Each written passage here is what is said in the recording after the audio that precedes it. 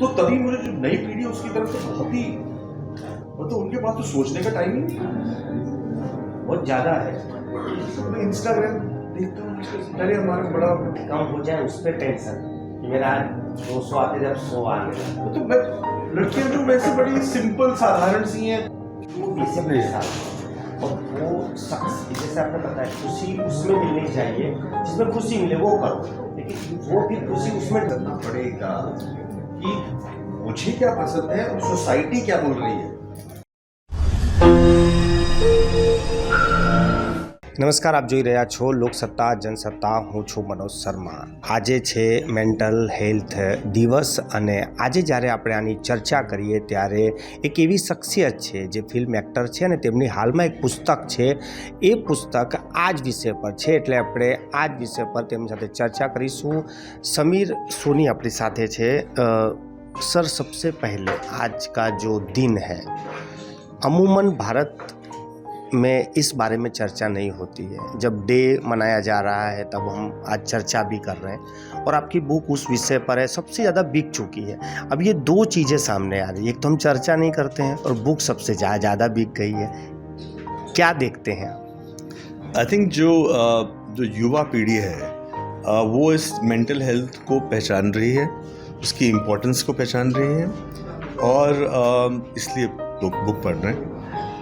उसकी चर्चा नहीं होती क्योंकि अभी भी जो मेजॉरिटी हमारी जो जनसंख्या है वो गांव में रहती है, छोटे शहरों में रहती है।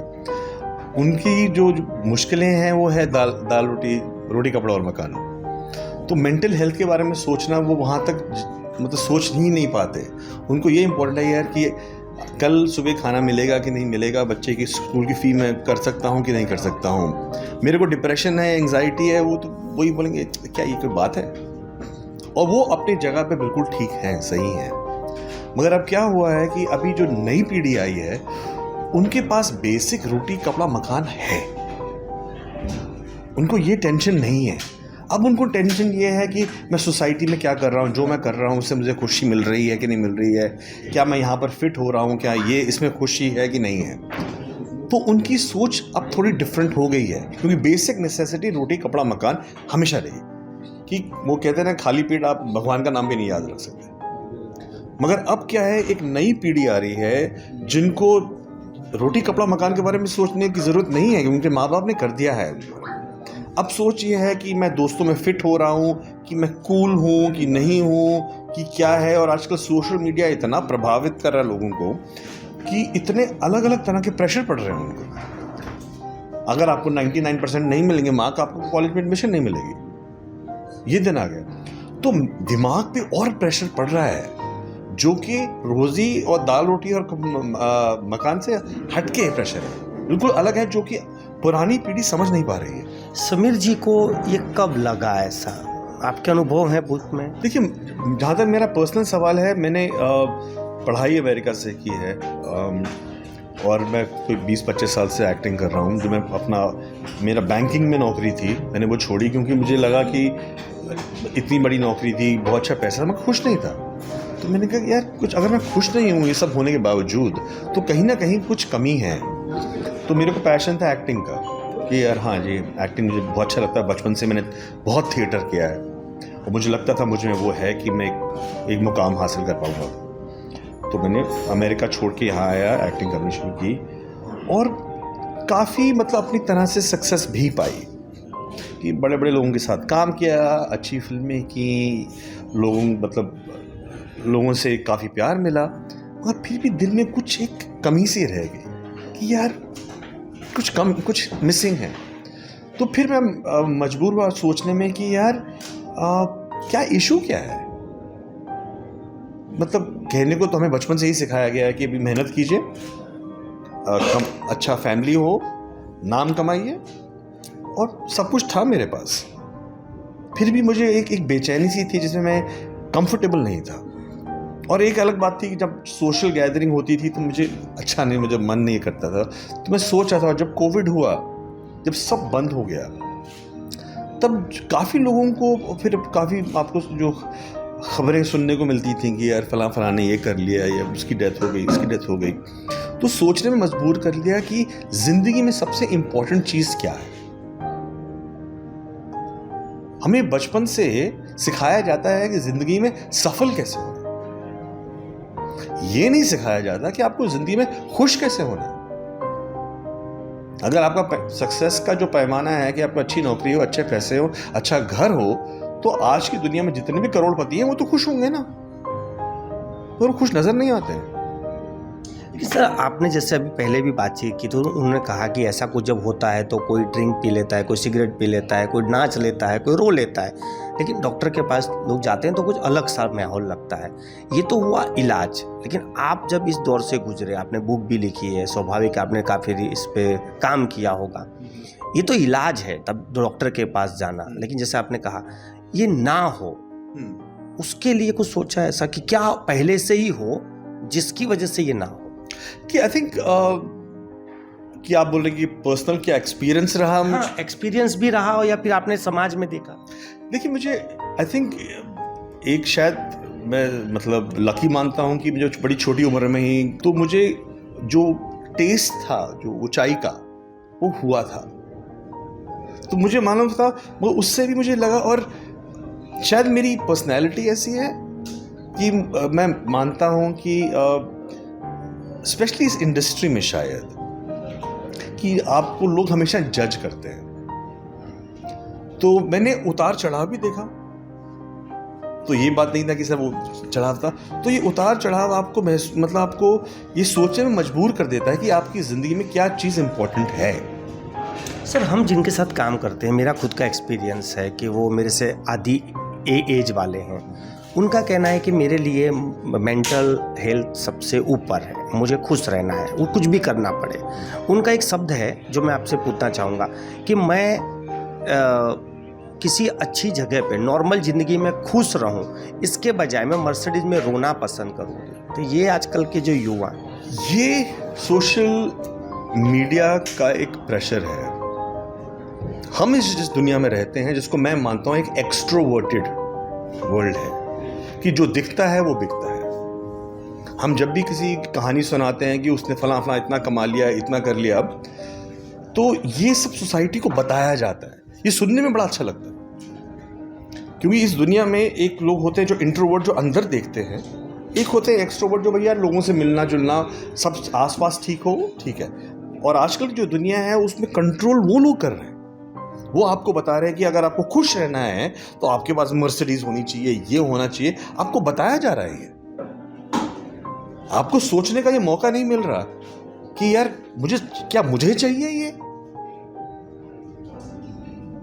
तो ये सोसाइटी में इतना प्रेशर है हर चीज में, क्योंकि हम एक कंज्यूमर सोसाइटी में, कैपिटलिस्ट सोसाइटी में ना। अगर मैं आपको बताऊं नहीं कि आपको खुशी के लिए एक गाड़ी जरूरी है, तो मेरी गाड़ी बिकेगी कैसे? मैं अगर आपको बताऊं नहीं, आपको मतलब यहाँ जाने के लिए इस लोकेशन में जाएंगे, फला फला हॉलिडे लेंगे, आप खुश नहीं होंगे, तो मैं वो हॉलिडे पैकेज बेचूंगा कैसे? तो सब ये मटीरियलिस्टिक कैपिटलिस्ट सोसाइटी आपको बता रही है कि खुश होने के लिए आपको ABCD चीज़ चाहिए, फला फला हॉलिडे लेंगे, आप खुश नहीं होंगे, तो मैं वो हॉलिडे पैकेज बेचूंगा कैसे? तो सब ये मटीरियलिस्टिक कैपिटलिस्ट सोसाइटी आपको बता रही है कि खुश होने के लिए आपको ABCD चीज़ चाहिए। ये है कि आप नीचे बैठे सब बोल रहे हैं, देख आप माउंट एवरेस्ट की चोटी पे पहुंचेंगे तब खुश होंगे। आपने सोचा भी नहीं कभी, सब ये बोलते हैं। कोई टीवी उठा लीजिए, कोई विज्ञापन उठा लीजिए, और आप पूरी जिंदगी लगा देंगे माउंट एवरेस्ट को क्लाइंब करने में, और ऊपर जाएंगे कहेंगे यार पूरी जिंदगी लगा दी मैंने, मेरे को तो व्यू भी पसंद नहीं है, मगर तब तो बहुत लेट हो जाता। तो ये दो लोग हैं, दो तरह के लोग हैं। एक है जो आपको एक चीज बेच रहे हैं, और जो सेंसिटिव लोग हैं जो लग रहे हैं यार मुझे पसंद तो नहीं है मगर मैं क्या करूं। जो फिट होना है दोस्तों के साथ, सोसाइटी में, अगर ये नहीं हुआ तो मुझे लोग सक्सेस नहीं मानेंगे।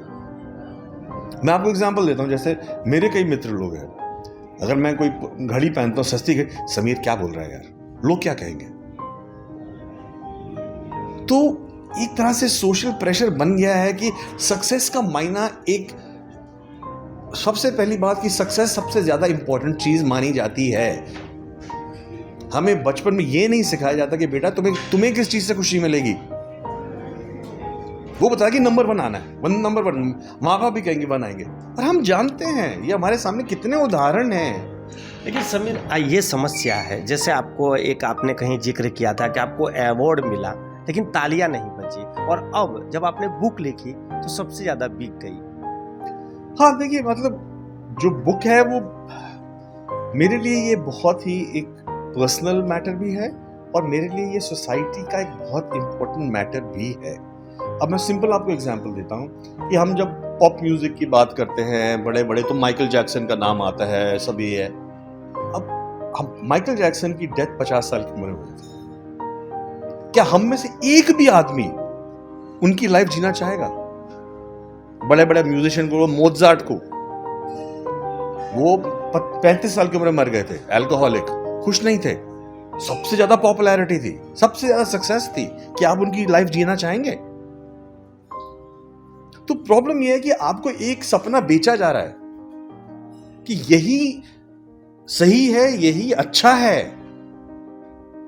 और किसी को कोई और दूसरी बात ही नहीं कर रहा कि भैया ये सपना अगर आपका पूरा भी हो गया तब भी गारंटी नहीं है कि आप खुश होगे। कि हम जब पॉप म्यूजिक की बात करते हैं बड़े बड़े, तो माइकल जैक्सन का नाम आता है, सभी है। अब हम माइकल जैक्सन की डेथ 50 साल की उम्र में हुई थी। क्या हम में से एक भी आदमी उनकी लाइफ जीना चाहेगा? बड़े बड़े म्यूजिशियन को, मोजार्ट को, वो 35 साल की उम्र में मर गए थे, अल्कोहलिक, खुश नहीं थे, सबसे ज्यादा पॉपुलैरिटी थी, सबसे ज्यादा सक्सेस थी। क्या आप उनकी लाइफ जीना चाहेंगे? तो प्रॉब्लम यह है कि आपको एक सपना बेचा जा रहा है कि यही सही है, यही अच्छा है, और किसी को कोई और दूसरी बात ही नहीं कर रहा कि भैया ये सपना अगर आपका पूरा भी हो गया तब भी गारंटी नहीं है कि आप खुश होगे। लेकिन अब समीर, लोगों को क्या कहेंगे, कैसे खुश रह सकते? क्योंकि आपने तो इसका रोग के लक्षण बता दिए, रोग बता दिया, अब खुशी कहाँ मिलेगी? इसका जवाब हमने सिंपल, बहुत ही इंपॉर्टेंटली मैंने किताब में लिखा है। खुशी आपको मिलेगी, हर एक इंसान के लिए खुशी क्या मायने रखती है वो उस इंसान पे डिपेंड करता है। मैं सदगुरु या कोई बड़ा इंसान नहीं हूं जो आपको बताऊं कि आपको किस चीज में खुशी मिलेगी। आपको खुद सोचना पड़ेगा कि मुझे किस चीज में खुशी मिलेगी, आप में और जो सोसाइटी ने आप पे प्रेशर डाला है उसमें क्या फर्क है। आप जो बढ़िया गाड़ी खरीद रहे हैं या बढ़िया बच्चे कह रहे हैं कि यार अब मैं मर्सिडीज में रहूंगा तो खुश हैं, कहने की बात है। अगर आप खुश नहीं हैं तो आप महल में रह रहे हो या एक झोपड़ी में रह रहे हो, आप खुश नहीं हैं। और आपको किस चीज से खुशी मिलेगी, मैं कौन होता हूं आपको बताने वाला। मैं इतना आपको बोल सकता हूं कि देखिए, जो आपको बताया जा रहा है उसको आप बिलीव मत कीजिए, खुद अपने लिए सोचिए। ये भेड़ चाल में मत चलिए जैसे पूरी दुनिया चल पड़ी है कि बढ़िया से बढ़िया ये चाहिए। अब आप मुझे बताइए, सक्सेस और हैप्पीनेस, ये कनेक्शन कहां और किसने एस्टैब्लिश किया? आपकी इस बात सुन के जो सक्सेस जगह पर बैठे हुए लोग हैं, उनको नहीं लगेगा कि समीर हमको टारगेट कर रहे हैं कि हम सक्सेस है और हम खुश नहीं हैं? देखिए, 90% जो लोग होंगे वो बोलेंगे यार काश इसने ये बात मैंने 20 साल पहले सुनी होती, क्योंकि आपने जिंदगी लगा दी, क्योंकि आपको बचपन से सिखाया गया कि अव्वल नंबर चाहिए, नंबर 1 होना चाहिए। आपने पूरी जिंदगी मेहनत की और आपने कहा यार खुशी मिलेगी, अभी तो आपको शायद इतनी खुशी मिली नहीं है। तो बोले काश समीर ने ये बातें कि इसने या किसी और ने या मैंने खुद ये बातें सोची होती 20 साल पहले, तो ये जो पूरी लाइफ में निकाली है इस एक सपने की खोज में, या सपने को पूरा करने की खोज में, मैं टाइम वेस्ट नहीं करता ना। 90% जो लोग होंगे वो बोलेंगे यार काश इसने ये बात मैंने 20 साल पहले सुनी होती, क्योंकि आपने जिंदगी लगा दी, क्योंकि आपको बचपन से सिखाया गया कि अव्वल नंबर चाहिए, नंबर 1 होना चाहिए। आपने पूरी जिंदगी मेहनत की और आपने कहा यार खुशी मिलेगी, अभी तो आपको शायद इतनी खुशी मिली नहीं है। तो बोले काश समीर ने ये बातें कि इसने या किसी और ने या मैंने खुद ये बातें सोची होती 20 साल पहले, तो ये जो पूरी लाइफ में निकाली है इस एक सपने की खोज में, या सपने को पूरा करने की खोज में, मैं टाइम वेस्ट नहीं करता ना। मतलब इससे साधारण तरीके से मैं बोलने में किसी पे ये नहीं है, कोई लालच नहीं लगा रहा हूं कि यार कि पैसा बुरा है। अगर आपको पैसे से खुशी मिलती है 100% कमाइए। अगर आपको नाम से, गाड़ी से खुशी मिलती है, जरूर कीजिए। मगर ये ज़रूरी नहीं है कि हर एक को उसी चीज़ से खुशी मिले, मगर हमारे को ये सिखाया नहीं जाता। बचपन से हमें ये कोई क्लास में ये नहीं बताता कि बेटा तुम्हें किस चीज़ का इंटरेस्ट है। हो सकता है कोई इंसान हो बैठता है, नहीं मामा मुझे गाड़ी की शौक नहीं है। अब मैं अपनी बात कर सकता हूँ, मुझे गाड़ियों घड़ियों का शौक नहीं है, पर्सनल बात है, मेरे को नहीं शौक है, मुझे किसी और चीज़ का शौक होगा। मगर अगर मैं सब मुझे बोलते हैं यार ये गाड़ी होनी चाहिए, ये होनी चाहिए, तो थोड़ी मुझे भी शर्म आ जाएगी। सब कहेंगे यार मुझे करना चाहिए। तो जो सोशल प्रेशर्स होते हैं, मैं सिर्फ इतना ही चाहता हूँ कि लोग अपने आप से सवाल पूछें कि जो मैं चाहता हूँ ये पूछता हूँ कि जो आपका सपना है क्या वाकई में आपका सपना है कि ये सपना आपको बेचा गया था।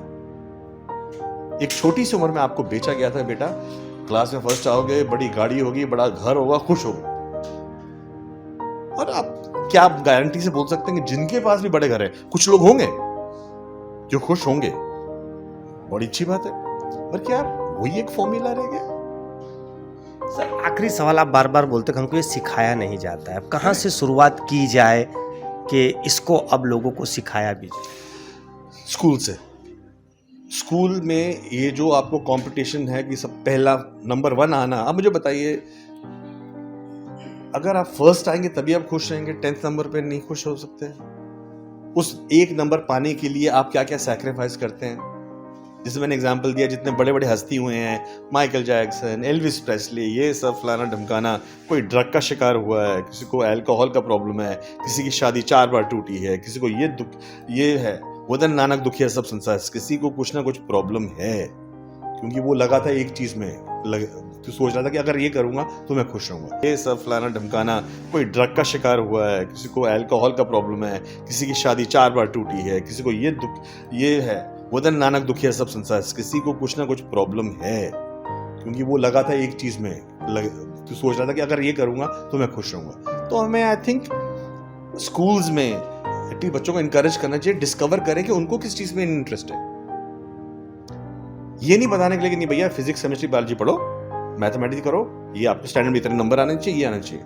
एटलीस्ट उनको इनकरेज किया जाए कि आप डिस्कवर करो यार आपको किस चीज से खुशी मिलती है। हो सकता है आपको उसमें खुशी हो ही ना। कई ऐसे लोग भी हैं जो मतलब सिंपल लाइफ जीते हैं, बड़े खुश रहते हैं, ट्रैवलिंग का बड़ा शौक है, तो एटलीस्ट उनको डिस्कवर करने में इनकरेज तो करो। ये इनकरेजमेंट कहीं तो बताओगा। जैसे मैं बताता हूं आपको, मेरी बेटी है, 9 साल की बेटी है। बचपन से जब मैं बड़ा हुआ था, हमारे माँ बाप, हमारे घर में ये माहौल था कि भाई क्लास में फर्स्ट आ जाओ, बाकी कुछ भी कर लो, हमें कोई प्रॉब्लम नहीं, तो नंबर अच्छा आने चाहिए। और मैं बड़ा, हमारे सब पढ़ाई लिखाई की, नंबर 1 आया, ये किया, तो मैंने कहा यार उसका क्या फायदा हुआ। तो मैं अपनी बेटी को बोलता हूं कि बेटा सबसे इंपॉर्टेंट, मैं जब भी खाना खाते हैं साथ, रोज ही बात है, सबसे इंपॉर्टेंट जिंदगी में क्या चीज है? हैप्पीनेस। तुम वो करो जिससे तुम्हें खुशी मिलती है, वो नहीं जिससे लोगों की वाहवाही मिलेगी आपको। तो मेन जो हमारे को फोकस है, ये सक्सेस ओरिएंटेड जो सोच है, उसको हमें क्वेश्चन करना पड़ेगा। नहीं तो आपको ये होगा, अभी आप ये मानने को तैयार है कि आज की एज में जितने हमारे पास टेक्नोलॉजी है, बेनिफिट्स हैं, एडवांटेजेस हैं, यहाँ से यहाँ फ्लाइट्स है, यहाँ बैठ के, अब बचपन में हमें याद, अगर किसी को अमेरिका में बात करनी होती थी, ट्रंक कॉल लगाई जाती थी, जिसमें एक औरत बोलती जी आपके 3 मिनट पूरे हो गए। हमारी टेक्नोलॉजी इतनी प्रोग्रेस कर ली है, वर्ल्ड का लिविंग स्टैंडर्ड कितना बढ़ गया है। क्या आप मानते हैं कि वर्ल्ड का हैप्पीनेस स्टैंडर्ड बढ़ा है? बहुत बहुत ધન્યવાદ સર हमसे ચર્ચા करने के लिए। और આ હતા સમીર સોની, જેમણે હાલ બુક લખી છે। ખૂબ જ સુંદર વાત કીધી છે કે સક્સેસ મળવું ખુશી મળવા જેવું નથી, અને તમામ લોકોએ પોતાની ખુશી માટે કામ કરવું જોઈએ, પરંતુ તમામ લોકો સક્સેસ પાછળ જઈ રહ્યા છે અને તે જ આ તણાવનું મુખ્ય કારણ પણ બની જાય છે। કેમેરામેન શ્યામ સોનવને સાથે મનોજ શર્મા, લોકસત્તા જનસત્તા માટે।